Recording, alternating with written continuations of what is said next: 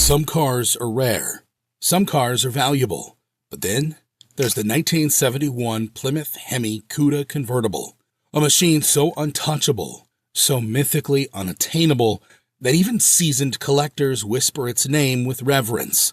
This isn't just another vintage muscle car. This is the stuff of automotive legend.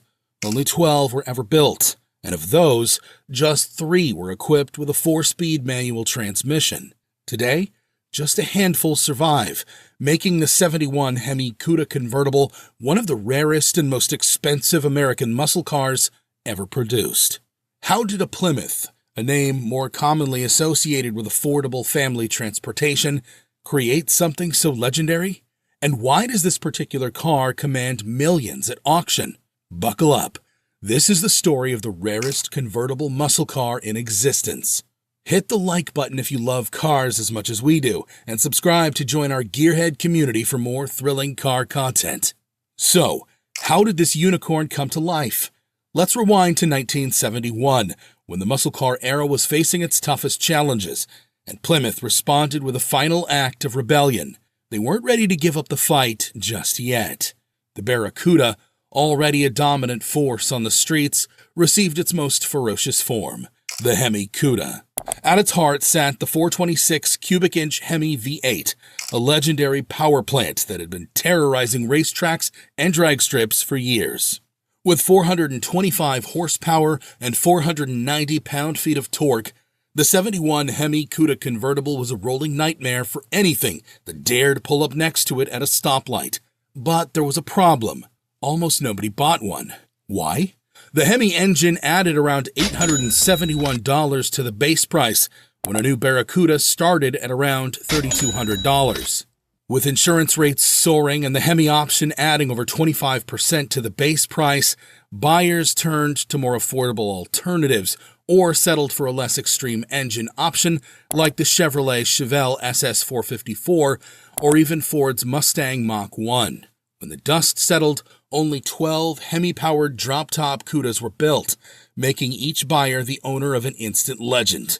That decision, whether they knew it or not, made them owners of the rarest muscle car in the world. This wasn't just any Barracuda. The 1971 Hemi Cuda Convertible was the ultimate predator in the muscle car ecosystem, built for speed, dominance, and sheer, unrelenting power.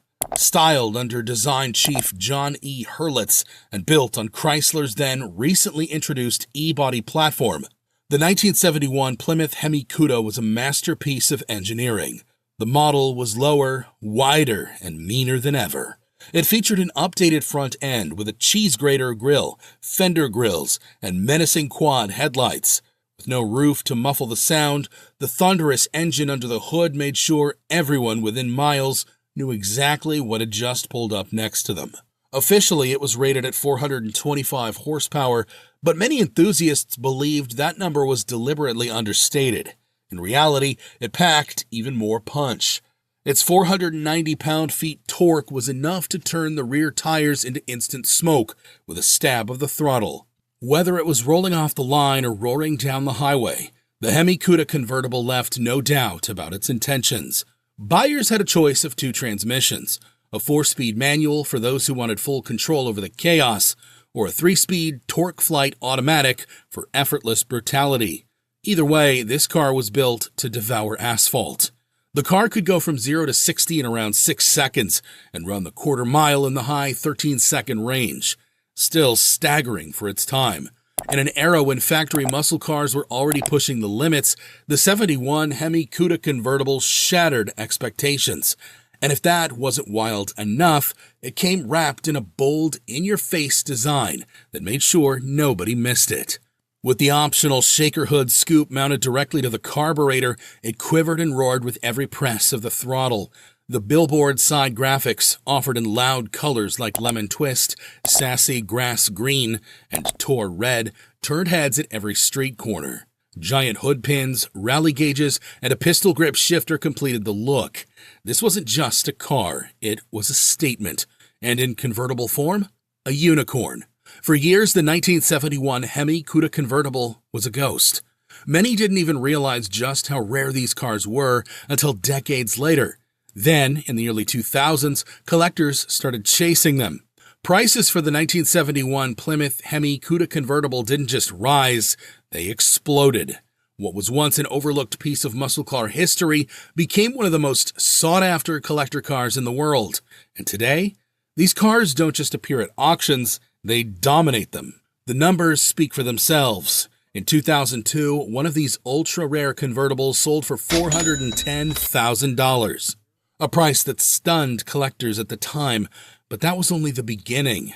By 2007, a 4-speed model shattered expectations, commanding a jaw-dropping $2.2 million. 7 years later, in 2014, another one changed hands for $3.5 million, cementing its status as one of the most valuable American muscle cars ever. Then, in 2021, one report claimed a Hemi Cuda convertible made a highest bid for an astonishing $4.8 million, though the highest verified sale was $3.5 million in 2014. So, what makes this car worth millions?